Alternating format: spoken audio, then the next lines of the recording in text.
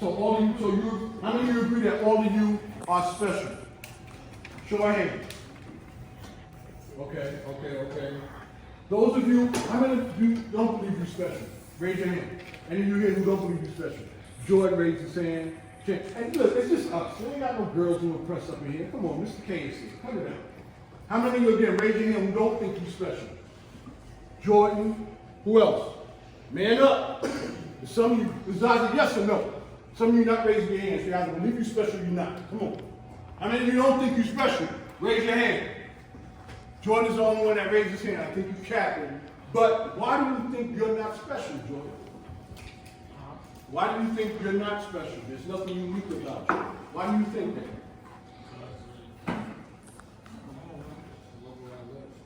Because of the way you live. And that's fair, that's honest. Thank you, right? So here's the thing. Because I'm going to get into some of these things and I'm going to try to lock it in for you. Your environment that you live in, no one's really having this conversation. Again, I'm going to open it up and you're doing a great job. Your environment that you live in that you don't know is strategically planned.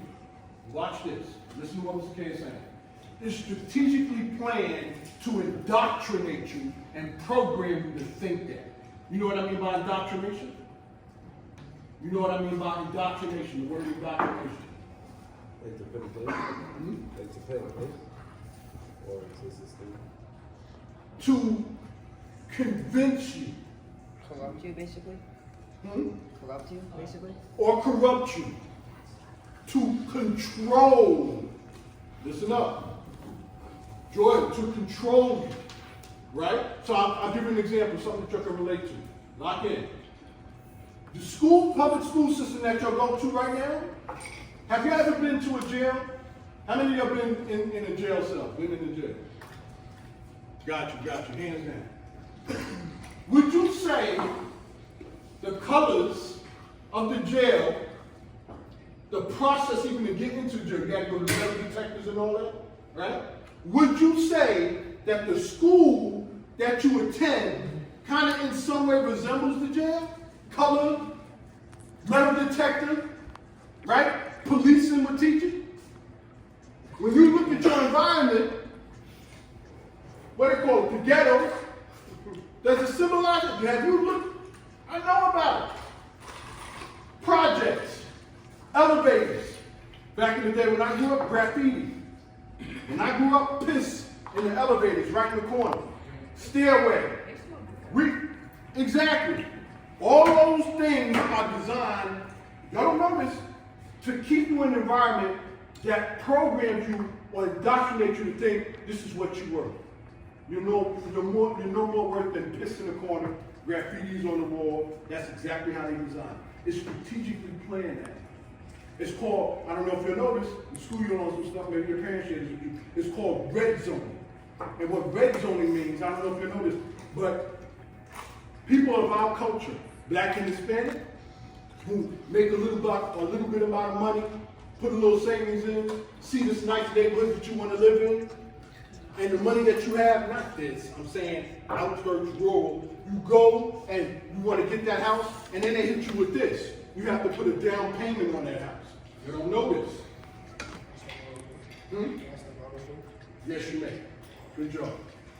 You don't know this, but it's strategically planned. So when you go to the bank and you're trying to take out a loan to put a down payment on that house in that neighborhood that you want to live in, all of a sudden the bank is going to say, you're not qualified. Not because you don't make enough money, your balance statement proves you make enough money, but they say you're not qualified. Why? Because the environment that you came from positions you in a way that you don't have. How many of you know what this word is? Collateral. How many of you know what the word collateral means? Okay, who wants to? What does collateral mean? It's basically showing that binding. That's close. Like, that's like if I'm asking, if you got a laptop and I'm asking for a laptop, what they do in school is ask collateral, they take your student ID. Okay. And you sign it out and ask collateral for IDs. If you use a computer, you got computers on your job. You're good. You're close. You got anything you want to say different than that? Yeah, like what he said, like basically something that they hold just in case if you're not able to provide for the house.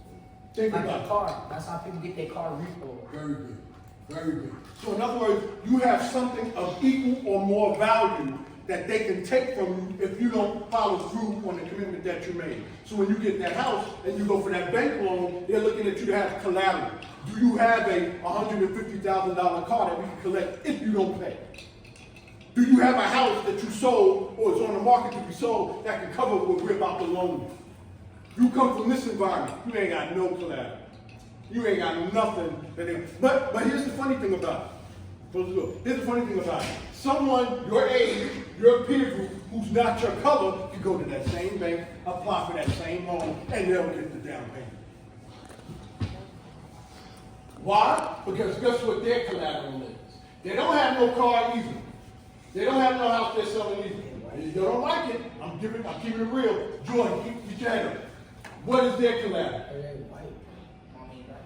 And here, mommy and dad, they're white. And here's the thing. There's more of a possibility for you to pay us back because of the economic landscape for people who are from your background. Okay? So, I'm going to stop it there. I'm going to keep going. In regards to what things you can do. So, one last person, then we're going to get into some of the pitfalls I have set up for you. Who can you relate to who resembles you who is a billionaire? Who is someone that you, not no person, but someone you've seen who resembles you, meaning back in his family? Who is a billionaire? LeBron James. Who else? I'm for the sake of okay, I'm for the sake for the sake of time, Michael Jordan. Michael Jordan was the pre-LeBron James. LeBron is better. Before LeBron James was Michael Jordan. Before everybody else, y'all know the sneaker deals? No NBA player had a sneaker deal besides what's his name? Stan Smith. Y'all know who Stan Smith is? That's what who's Stan Smith? No, Stan Smith. Who's Stan Smith? He signed with Congress, right? Exactly. Oh, I'm saying those people that signed to Congress before Jordan. It was like 3 people, I think. How many of your seed Stan Smith converts wearing compared to or in comparison to Air Jordans? In comparison to Air Jordans. Versions 1, 2, 3, 4, 5, 6, 13, 14, 15. You don't see no Converse 2, 3, 4, 5, 17, 18, 19. Right? I bring that up for an example. All of you have that ability. You just lack the connections, the marketing, the network, and all that. And in this neighborhood, you're definitely not going to get that because there are no resources. Yeah. Say what? Don't do that.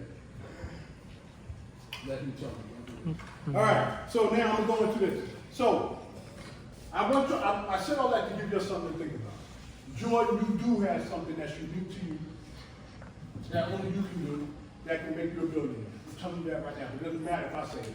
You got to believe it. You can do it. Despite the racism, despite the structural, systemic racism that exists out here.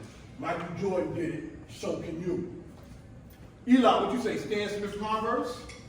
He did it, so can you. What you say, LeBron James? He wasn't a billionaire. No, he wasn't a billionaire, but he created the path for that to happen. I'll give one other thing outside of sports, you all know, Martin Luther King. Matter of fact, who was the one on the bus? Rosa Parks. Rosa Parks. But her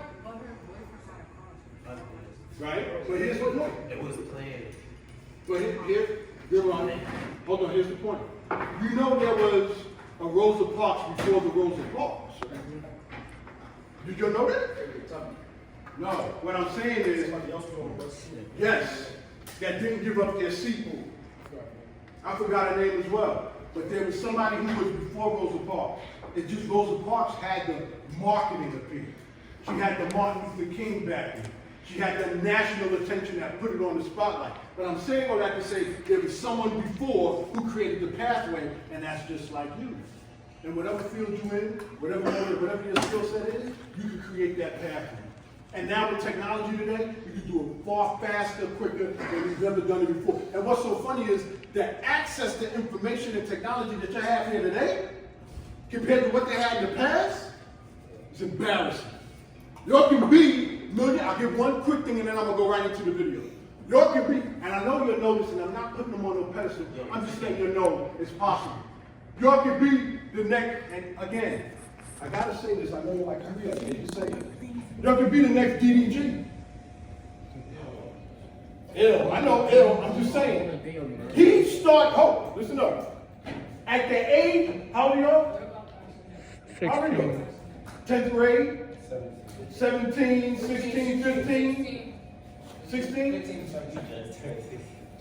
Do you know, remember we talk about billionaires? Do you know DDG made $2 million before he was 20 years old? $2 million.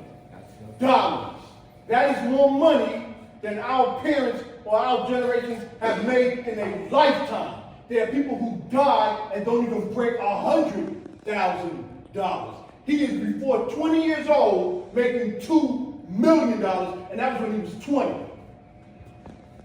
You look at him now in his late 20s, and he's eclipsed that by 10 points. He makes $20 million and got a stream thing going on there. Now, when I say this, I'm not propping him up. I'm just letting them know that's somebody in your age range who made this amount of money before they were 20.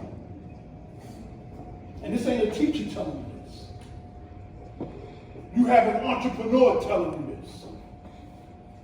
This is why these sessions are so important. So now, we got it in. So now you know it's possible. So now let's get into this. How many of you smoke weed? Come on, don't act like, come on, don't.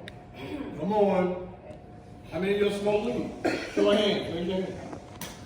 1, 2, only 2. Only 2. 3. Where is the 3? I count 1, 2, 3. Okay. Nobody else here smoke weed? Puff, puff. Little say, little. How come you don't smoke weed? It's bad for you. Okay, you outside is bad. It helps. It helps your mental health. Helps your mental? It helps your, how you say, anger issues. Helps your anger. So it's a coping mechanism. Well, like, If it when was you bad, mad, you if gotta it was smoke. bad, When you're mad, you gotta smoke. Have that conversation. listen. They mental health, Bad for that's you, what. But look, They have if it bad was- mental health. If it was bad for you, doctor would not prescribe. Just look at that. You know it's medicine, right? You know it's medicine. Huh? You You don't need his medicine, right? Yeah.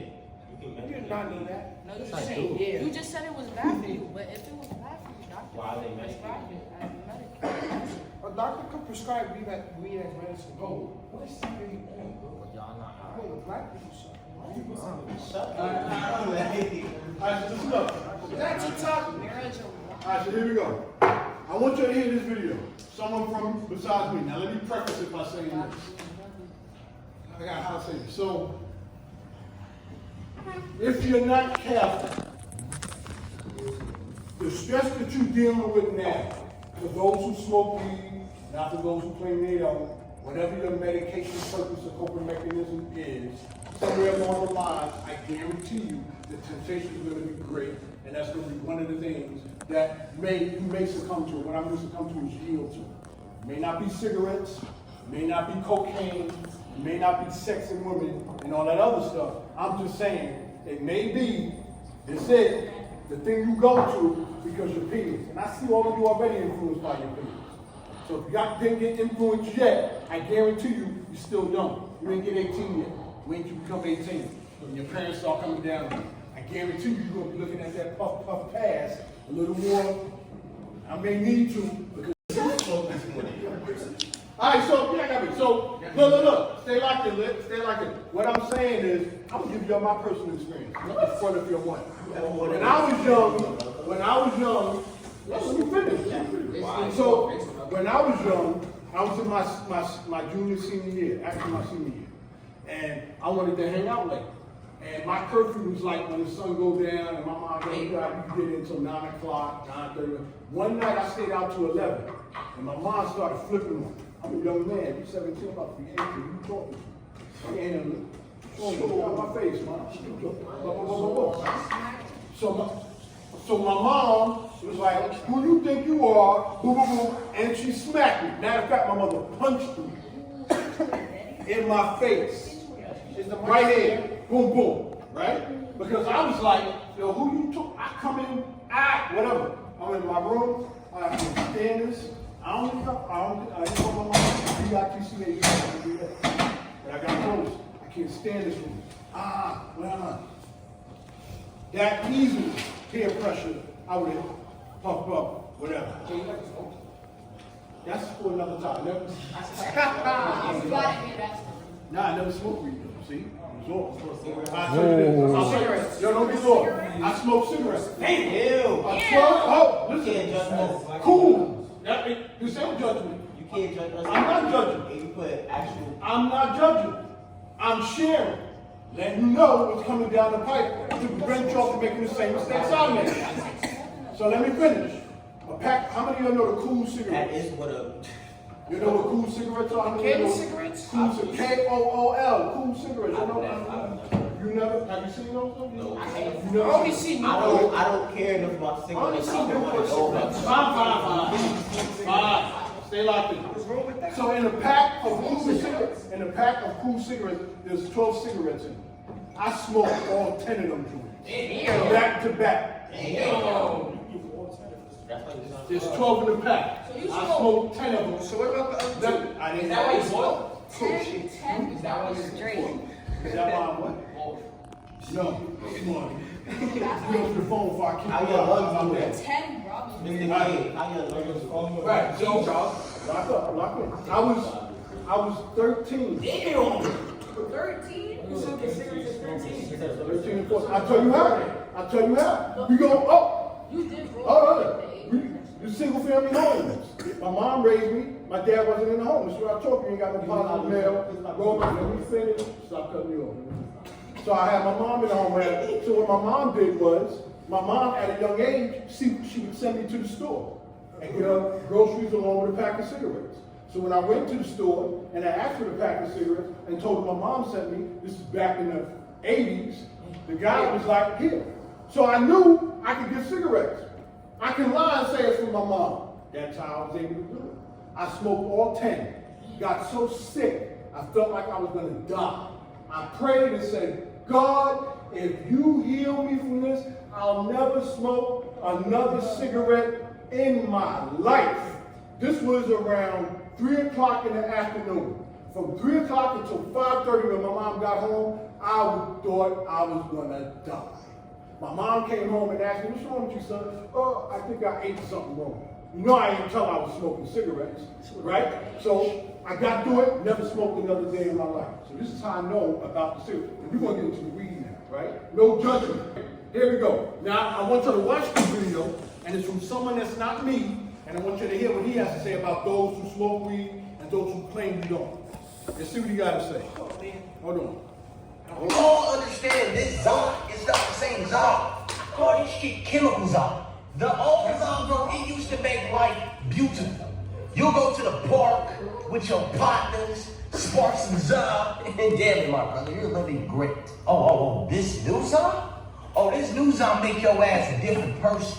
You fucked up, you can't think. At least you can't think about shit that's gonna help your ass. You just think about all negative shit. Nigga thoughts beating your ass. It's all negative. You ain't good enough. Yeah, that nigga finna crush. And bro, it's like, you borderline skits, bro. It's not no game. If you keep hitting that shit and you starting to feel that, this shit ain't really giving me that same feeling it used to. It probably ain't the same shit. See, I did 10 years in the military, so my days of smoking has long been over. But I had my moments in college. I mean, I was never one of those stoner dudes. But I remember back then just being amongst friends, and it would just be a whole lot of laughter, a whole lot of joking. But it seemed like nowadays, these dudes be so mellowed out to the point they walking around like zombies. I have family members that still smoke, and every time I'm around them and they're high, it's like I'm talking to an empty vessel. Like they walk around like zombies and stuff. I'm like, yo, like, what is this weed doing to you? Like, they ain't no more laughing, no more giggles. You don't want to tell a joke or two? I used to joke all the time. This new age weed got y'all walking around stuck. I hate when people ask me, like, how do I cope with pain? Because, bitch, I always say I smoke. Like, people might not realize, but, bitch, weed is, bitch, like, it's like, I don't know, it's like smoking just done helped me out through so much. Like, bitch, it done got me through the roughest time. Like, I don't know. Like, it's like you just can't explain it. It's like an undescribable love. It's like an undescribable internal peace that it gives you. See, here's my problem with people that use weed to cope, or any substance for that matter, whether it's drinking or smoking. Although the problem disappears while you're high or you're drunk, what happens when you come down from your high? Now you're sober and you're sitting there like, dang, I got really bad anxiety. And it's coming from unchecked traumas and experiences. You never really got a perspective shift on it. You never really healed or created some type of understanding through it. You just coped by smoking. So you didn't have to feel the anxiety. You didn't have to feel the pain. So because you're not actually addressing the issues that you're experiencing throughout life, once you're sober, all of those things hit you. All of those emotions and feelings hit you. So the cycle continues because you don't like the feeling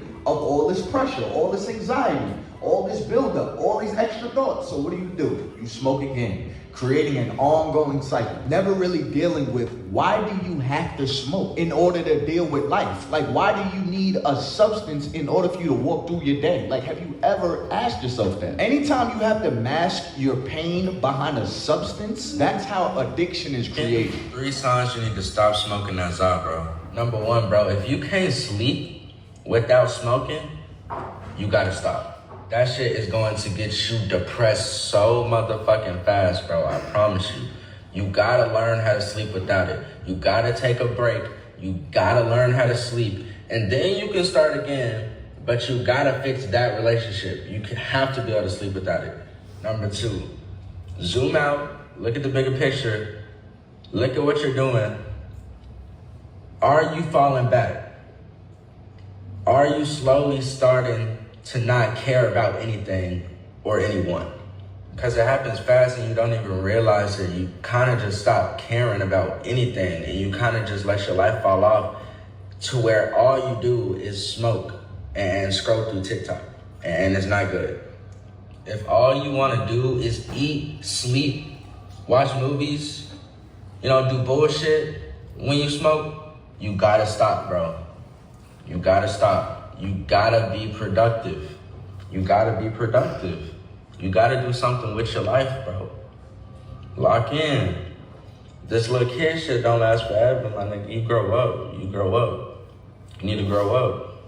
Now, if you cool on all these things and you responsible with it, then you good. You feel me? Like, I dabble in it, but after all the business is taken care of, I can't function off of all that, you feel me? I don't know how y'all do it, but I can't do it. I'm not 100%.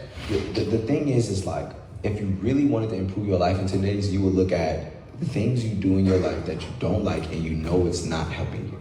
Then you cut those off. And that right there is the hardest task for 95% of people. Because if you know you shouldn't be smoking and you know smoking weighs on you and you know it makes you super tired, yeah, you can stop for one day, but how about after 7